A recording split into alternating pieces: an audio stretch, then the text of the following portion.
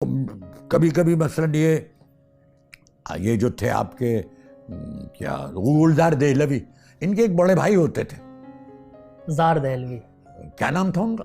ये गुलजार थे, वो जार थे। जार तो उनके खार, भाई। खार। हाँ खार था। खार दहलवी। तो वो मसलन वो गुजर रहे हैं कभी, तो इन्हों में से किसी ने देखा, वह मैं खार यहाँ हो। देखिए वो रहते थे सीताराम बाजार, वो वहां से 15-20 मिनट का पैदल का रास्ता है। मैं आपको बात बता रहा हूं, लाल कुएं की कोई पड़ोस नहीं है, लेकिन एक दूसरे को जानते हैं। क्यों जानते हैं? कि ये जो लोग, अच्छा उन्हें खार साहब बहुत अच्छे शायर नहीं थे, लेकिन लोकल जो शुअरा जमा होते थे, मैं खार साहब को भी बोला, तो उनमें हमारे ये जो लोग अहबाब थे वहां बैठे रहते थे। मेरे दादा को कोई शेर वेर याद नहीं था, लेकिन ये सब वो सातों के सातों सब बाअदब लोग थे। किस तरह चाय पीते थे, और भाई गाली भी देते थे। जब किसी का जिक्र आया और कोई दुश्मन था वो उनका को मुखालिफत करता था, तो एक गाली भी चिपका दी। मैंने ये भी सुना वहां, तो दिल्ली वाले तो गाली देते थे। तो उनमें से एक साहब ने मुझे बताया, बड़ी अजीब व गरीब बात बताई, वो न बताते तो मुझे मालूम नहीं होता। यहाँ एक साकी रिसाला निकलता था, मशहूर रिसाला था साकी। तो उनमें से एक साहब ने बताया, जो गाली दी, तो मैंने कहा कि चाचा आप गाली क्यों देते हैं? कहने बेटे मुंह से निकल जाती है, 80 बरस का हूँ, 70 बरस से गाली दे रहा हूँ, तुम ही पहले हो जो करो, मैं गाली क्यों देते हो? मैं सीख जाऊँगा, इसलिए आप गाली न दिया कीजिए। लेकिन कौन सुनता है? तो कहने लगे, उस वक्त उन्होंने मुझे बताया कि बेटे यहाँ एक साकी रिसाला निकलता था, उन्होंने गाली नंबर निकाला था और उसमें वाकयात लिखे कि उसका मुकाबला होता था दिल्ली में। आगरे से लोग आते थे, एक टीम आई, दिल्ली वाले आगरे जाते थे, गालियां दे रहे हैं एक दूसरे को, कि जो जवाब देता था, आपने एक गाली दी, मैंने एक गाली दी, और एक वक्त ऐसा आ जाएगा कि आपने एक गाली दिया, मेरे पास तो स्टॉक खत्म हो गया तो वो हार जाता था। कहने के ये उस साकी में वो गाली नंबर था। तो जाहिर है भाई, गाली ये तो एक निहायत बेअदबी की बात है, लेकिन ये हमारे तहजीब का हिस्सा था। गालिब ने गालियां नहीं दी, खुर्रम साख कहा उन्होंने जनाब वाला कतील को उल्लू का पट्टा कहा, लिखा, तो मेरे मुंह से निकल गया अभी कि ये दिल्ली की ये तहजीब नहीं थी, लेकिन मैं जानता हूं कि दिल्ली की तहजीब थी। गाली देते थे एक दूसरे को, और कोई बुरा नहीं मानता था। ईरान में बाप बेटे को गाली देता है, आज भी बेटा बाप को देता है। एक गाली है वहां, पिदर सूखते। लेकिन ये मसलन माँ बहन की जो हमारी यहाँ गालियां हैं, ये वो उस तरह की गलीज नहीं है, लेकिन है गाली है। तो बेटा बाप से कह देता है और बाप बेटे से कह देता है। तो मेरे अजीज, ये तो हर मोहल्ले में वहाँ ये मुशायरे होते थे, बैठे किससे सुना रहे, और तो ये तो बड़ा अदबी गहमा गहमी का शहर था। अब मैं आपको अपना बताता हूँ। देखिए मैंने आपको बताया, हमारे दादा की एक दुकान है वहीं लाल कुएं पर। तो जब मैंने उन्हें देखा, वो बूढ़े हो गए थे, तो कोई काम वाम नहीं करते थे, तो दुकान थी, सुबह को जाते थे वो, और झाड़ू वाली किसी ने दे दी, एक चांदनी बिछी रहती थी, गाँव तक किया था। शाम में उनके अहबाब जमा होते थे, सब गैर पढ़े लिखे। मुझे उसमें बार हासिल था। क्यों? कि वो लोग बाद में कहते मैं चाय ले आओ, तो मैं चाय ले आता था, सामने ही दुकान थी, वहां जाके दिए भाई चाय भेज दो। 7-8 लोग मुस्तकिल शाम में, बूढ़े, अब उन्हें मेरे ख्याल से किसी को कोई काम नहीं था, दिन भर थक जाते हो, चलो। और मेरे दादा को आका जान कहते थे, आका कहते बड़े को, बुजुर्ग आदमी थे वो उन सब से, तो उन्हें सब आका जान कहते थे, आका जान। वो आका जान की दुकान पे चलो।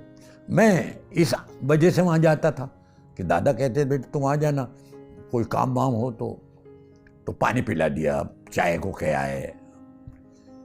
एक आदमी मैंने आपको जाहिल मुतलक, मुश्किल से कोई दस्तखत करना जानता था। ओहो। मैं पूछता था, खलीफा जी थे वो, चूंकि खिताब लगाते थे, बुजुर्ग आदमी। तो मैं उनसे कभी, मैं खलीफा साहब ये खिलाफ लगाते हैं, आपका रंग काला हो गया। तो मैं उनसे ज़रा सा मेरी लिबर्टी लेता था। तो मैंने कहा आप, अच्छा वो मुझसे प्यार करते थे इसलिए कि मैं पढ़ लिख रहा था। मैं 8वीं क्लास में था, 8वीं क्लास में, तो वो बहुत खुश होते थे। वो खुद पढ़े लिखे नहीं थे तो बहुत खुश होते थे। तो मैंने उनसे पूछा आप दस्तखत कर सकते हैं? कहने मेरे बाप नहीं जानते थे दस्तखत, मैं क्या करूंगा दस्तखत। लेकिन बेशुमार शेर सबको याद, किसी मौजू पर एक शेर किसी ने पढ़ा, मैं कहने लगा वो मोमिन ने ये कहा है, मैं वो गालिब तो ये कही है। मैं देखा करता था, जाहिर है मैं इन लोगों से आहिस्ता आहिस्ता वाकिफ हो रहा था। उर्दू हमारी ज़बान है और स्कूल में हम उर्दू पढ़ते थे, तो ये सब हमारे कोर्स में थे। शुआरा 8वीं क्लास में था मैं, तो इनके नामों से मैं वाकिफ था। अहमियत से वाकिफ नहीं था। तारीख अदब उर्दू में उनकी क्या हैसियत है मैं वो नहीं जानता था। लेकिन मैं देख रहा हूं कि जो दस्तखत नहीं कर रहा जानता, वो शेर सुना, वो शेर पढ़ रहा है। और जिसे कहते हैं हस्बे हाल को वाकया सुना रहे हैं। देखिए, मैं उनकी बातों से ये बात भी मुझे एहसास हुआ कि अंग्रेज़ों ने मुसलमानों को लिबर्टी दे रखी थी कि हमने तुम्हें अगर कुचला था, तुम्हारा 20 तक ख़त्म करने की दिल्ली में कोशिश की थी, तो चलो अब तुम टेम हो गए, तुमने हमें बड़ा भाई मान लिया, हमारी हुकूमत मान ली, तो अब हम तुम्हारे साथ रियायत कर रहे हैं। ये भी मुझे एहसास होता था उनकी गुफ्तगू से। तो वो सब बताते थे। तो देखिए, मैं इसी सिलसिले में आपको एक किस्सा बहुत अहम बताता हूँ जी। मैं एक दफ़ा मेरे एक बुजुर्ग दोस्त थे, प्रोफेसर वलीउल हक अंसारी, लखनऊ से आए थे। वो मेरे साथ ठहरते थे, पुरानी दिल्ली में मैं रहता था। तो वो कहने लगे भाई यहाँ चलो, वहाँ चलते हैं शमसुर रहमान फारूकी के पास। ना मैंने सुना था उनका, मैं फ़ारसी का आदमी, मुझे फुर्सत ही नहीं थी। अपना फ़ारसी सीख लो, बहुत है यार, उर्दू कौन सीखेगा। अदब यानी शेर वेर ये किताबें बताते। तो शमसुर रहमान फारूकी को मैं नाम सुना था, लेकिन मैं उनकी अहमियत नहीं जानता था। कहने लगे चलो वो काका नगर रहते हैं, वहाँ चलते हैं। मैंने कहा चलिए, मुझे बड़ी खुशी होगी, क्योंकि मैं तो अकेले जाता नहीं, वो मुझे नहीं जानता, मैं उन्हें नहीं जानता, मैं क्यों मिलूँ। कहीं सेमिनार वेमिनार में देखता हूँ। तो हम आ गए। तो वो कहने लगे कि मैं आजकल काम कर रहा हूँ।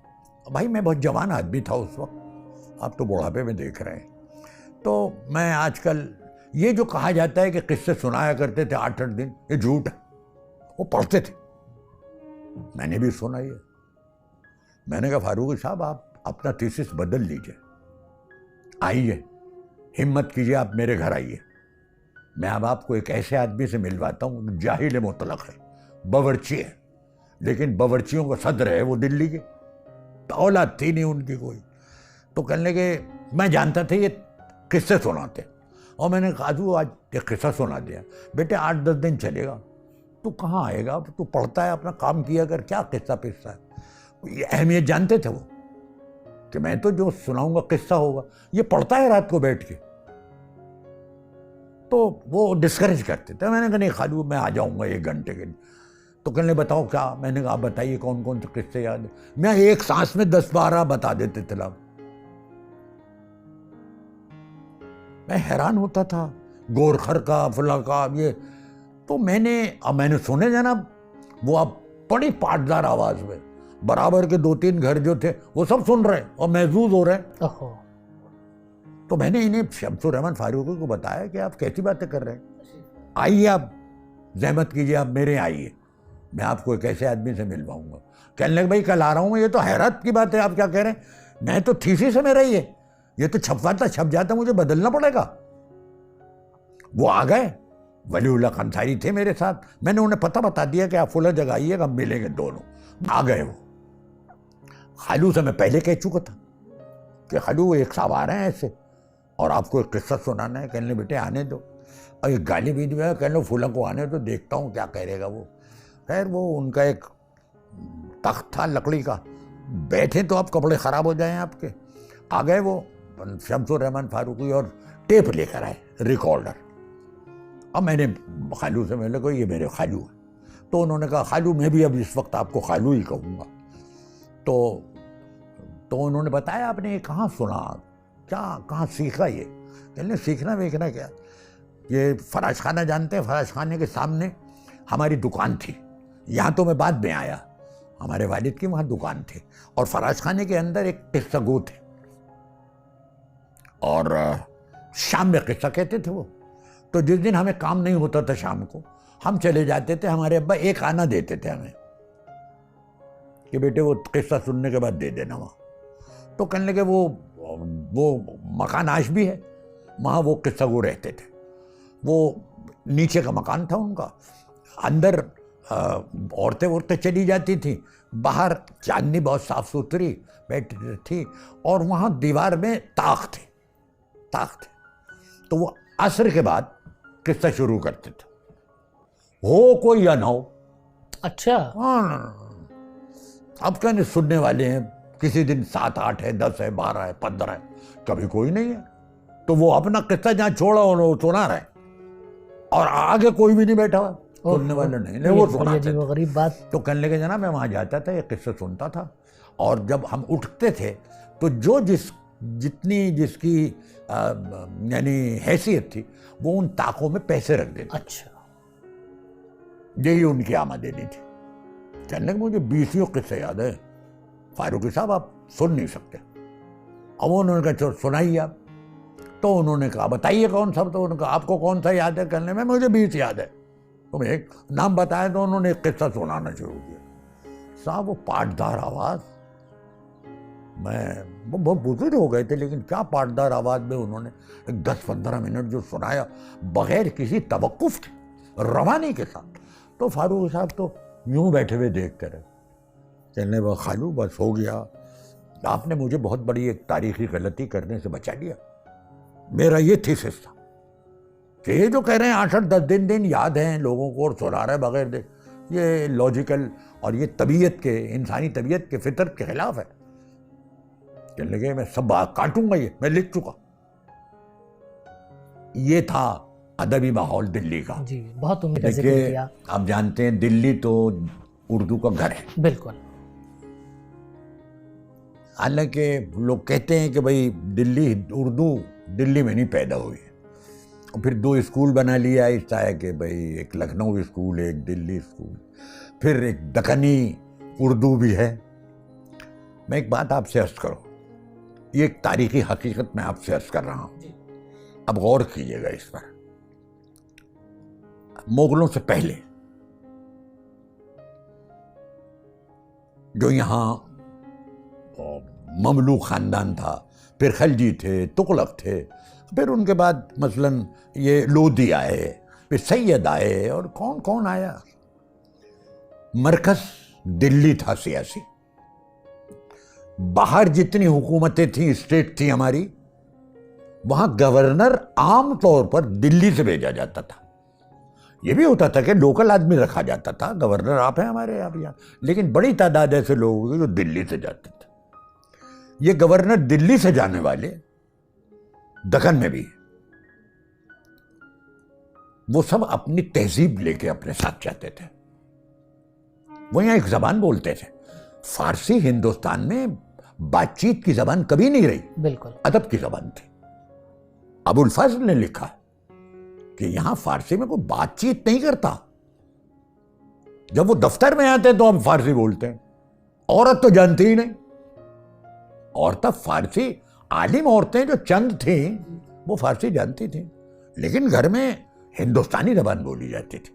इसीलिए आप देखिए हमारे यहाँ जो खानकाहें हैं वहां आम आदमी जाता था, पढ़ा लिखा सारा नहीं होता था, लेकिन बड़ी तादाद, मतलब ख्वाजा साहब की खानकाह में अगर 50 लोग हैं तो उसमें 10-15 तो आलिम हैं, बाकी तो दिल्ली के अनपढ़ बैठे रहते थे।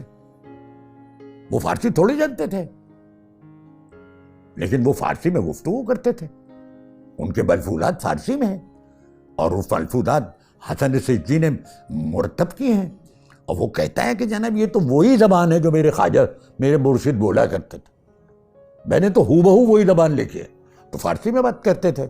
तो जो फारसी नहीं जानते थे आहिस्ता आहिस्ता वो मानूस हो गए फारसी से, कम से कम समझने लगे, कम से कम समझने लगे।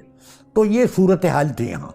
तो मैं बता रहा था उर्दू के सिलसिले में कि वो गवर्नर्स यहाँ से जाते थे। अब अकेला तो गवर्नर जाता नहीं था, वो अपना पूरा ख़ानदान ले जाता था, 10-15 उसके ख़ानदान के लोग हैं, उसके खादिम हैं। इसको इजाज़त थी कि भाई तुम अपना पूरा इंतज़ाम लेके जाओ वहाँ। वो सब जाता था। वो लोकल ज़बान ज़रूर सीख लेते होंगे, लेकिन अपना बुनियादी अपनी तहजीब और अपनी ज़बान उसकी हिफाजत करते थे वो। ये जो दक्कन में उर्दू है दक्कन वालों की ना, वो लोग जो यहाँ से गए थे गवर्नर से, वो वहाँ मसलन खाने खानान गुजरात में रहा, वो अपना कल्चर था उनका। और मेरे अजीज, ये जो रूलिंग क्लास होती है ना, ये आप जानते हैं, मैं कोई नई बात नहीं कह रहा, इनका कल्चर, इनकी ज़बान ये प्रिवेल करती है, जाहिर है। ये प्रिवेल। आम आदमी कहते हैं ये बादशाह हैं, इनका ये कल्चर है, मियाँ तुम सीख लो। अब यही होता था। जाहिर है, दुनिया की तारीख तो यही बताती है, यही एग्जैक्टली। बिल्कुल तो बिल्कुल। ये जो दक्कनी उर्दू आप जिसे कहते हैं, वो एक फॉर्म है उस जबान की जो दिल्ली वाले ले गए थे अपने साथ। जहां गया दिल्ली वाला, उसकी सूरतें तब्दील होती, वो अपनी तहजीब, अपनी जबान लेके गया। वही हिंदवी आप जिसे कहते हैं, फिर आहिस्ता आहिस्ता उसे आपने उर्दू कह दिया। वो एक अलग लंबी बहस है, उसमें नहीं जाना चाहता मैं।